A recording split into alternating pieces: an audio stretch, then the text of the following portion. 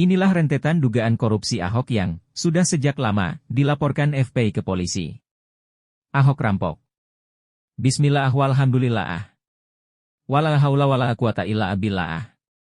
Senin, 7 September 2015, DPD FPI DKI Jakarta bersama tim hukum FPI Jakarta dipimpin oleh Imam FPI DKI Jakarta, Hamengkubuwono, Muhsin B. Zaid Alatas, yang didampingi oleh Ketua Syura FPI DKI Hamengkubuwono, Ali B. Hashim Alatas dan Ketua Tanfidzi FPI Jakarta KH Buya Abdul Majid Umar, secara resmi melaporkan Ahok ke Mapolda Metro Jaya atas dugaan korupsi berupa penyelewengan dana APBDP 2014 Pemprov DKI Jakarta dengan indikasi kerugian negara mencapai Rp1.891.310.956.699, Rp1.891.310.956.699 dengan rincian kasus sebagai berikut. 1. Indikasi kerugian negara senilai Rp1.691.336.336.322, Rp1.691.336.336.322 dalam proses penetapan nilai penyertaan modal dan penyerahan aset Pemprov DKI Jakarta kepada PT Transjakarta, BUMT, melalui Inbreng, penyertaan modal pemerintah selain uang tunai, yang dilakukan lewat proses yang tidak sesuai ketentuan. 2. Indikasi kerugian negara senilai Rp8.582.770.377, Rp8.582.770.377 dalam proses penyerahan aset Inbreng Pemprov DKI Jakarta berupa tanah seluas 234 meter persegi dan 3 blok apartemen yang tidak diperhitungkan sebagai penyertaan modal pemerintah pada BUMT. 3. Indikasi kerugian negara senilai Rp191.334.550.000, Rp191.334.550.000 dalam proses pengadaan tanah rumah sakit sumber waras dalam rangka pembangunan rumah sakit khusus jantung dan kanker Pemprov DKI Jakarta.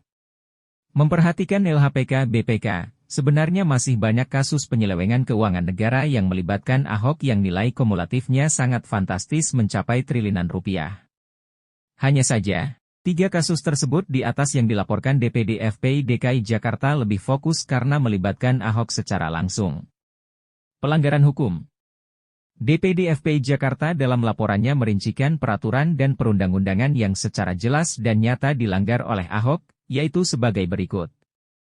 1. Dalam kasus pertama terbukti bahwa Ahok telah melanggar A. Peraturan Pemerintah No. 6/2006 tentang pengelolaan barang milik negara, daerah pasal 39 ayat 1 dan 2. B. Lampiran Peraturan Menteri Dalam Negeri No. 17/2007 tanggal 21 Maret 2007 tentang Pedoman Teknis Pelaksanaan Pengelolaan Barang Milik Daerah Romawi 12, 5 Penyertaan Modal Pemerintah Daerah pada huruf B dan huruf C, Peraturan Menteri Keuangan No. 2, PMK, 06, 2008 tentang Penilaian Barang Milik Negara Pasal 44 ayat 1. D. Peraturan Menteri Dalam Negeri No. 17/2007 tentang Pedoman Teknis Pengelolaan Barang Milik Daerah Pasal 50 dan Pasal 52 ayat 1 S, D3.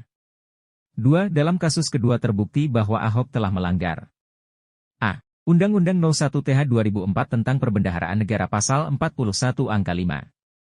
B. Undang-Undang No. 40/2007 tentang Perseroan Terbatas Pasal 34 ayat 2.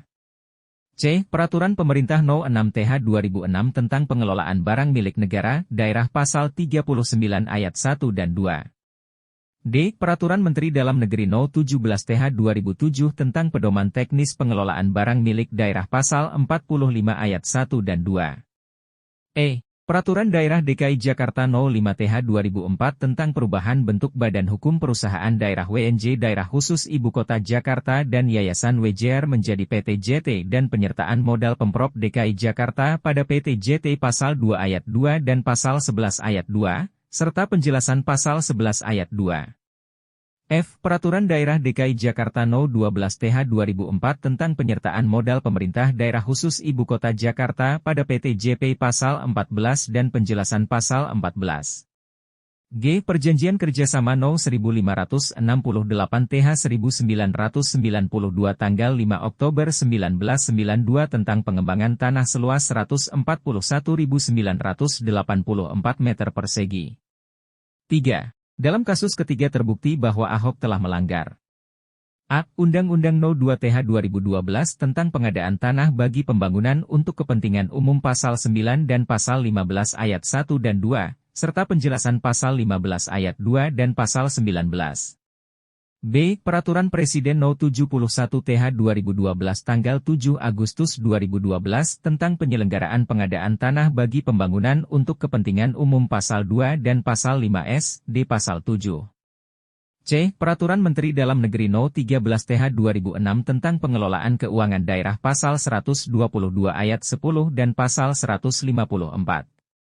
D. Peraturan Gubernur Provinsi DKI Jakarta No. 15 TH 2010 tentang persyaratan pengajuan pencairan dan pembayaran pengadaan tanah bagi pelaksanaan pembangunan Pasal 4 Ayat 3.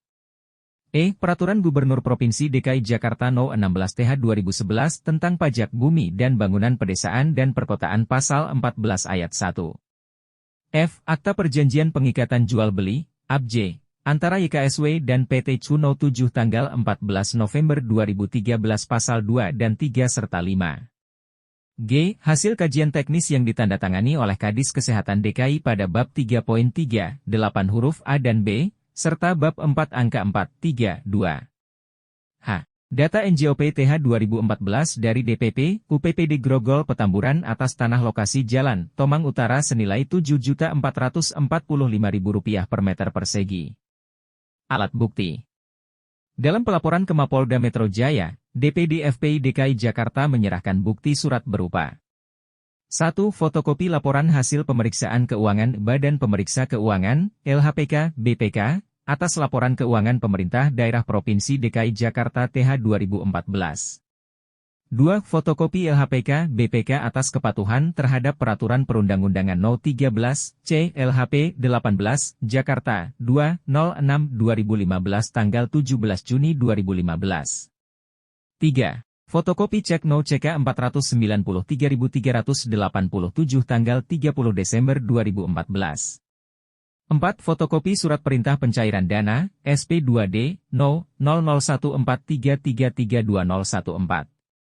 5. Dan dokumen lainnya yang aslinya ada pada BPK Perwakilan Provinsi DKI Jakarta. Sikap FPI Pusat.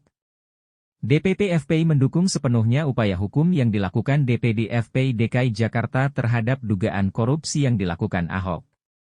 Imam Besar FPI, Hamengkubuwono Muhammad Rizik Syihab, yang berada di Surabaya menyatakan, korupsi triliunan itu namanya mega skandal, sehingga harus menjadi prioritas kerja para penegak hukum dalam pemberantasan korupsi. DPP FPI juga bisa memahami alasan DPD FPI DKI Jakarta melaporkan ketiga kasus dugaan korupsi Ahok tersebut ke Polri bukan ke KPK, antara lain.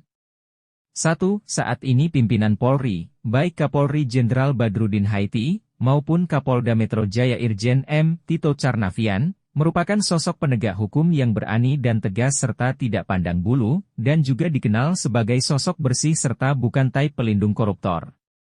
2. LPHK BPK sudah lama dipublikasikan oleh berbagai media mainstream, tapi respon KPK lambat, bahkan nyaris tak terdengar. Mungkin juga karena sedang masa transisi kepemimpinan KPK, ditambah lagi salah satu capim KPK disinyalir merupakan rekomendasi Ahok.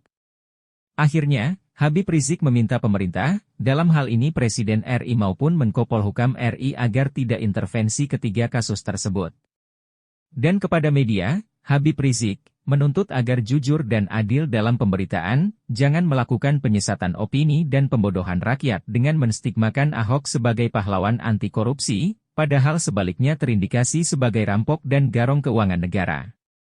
Pepatah mengatakan, bangkai ditutup serapat apapun, bau busuknya akan terendus juga. Tim News FPI, 2015.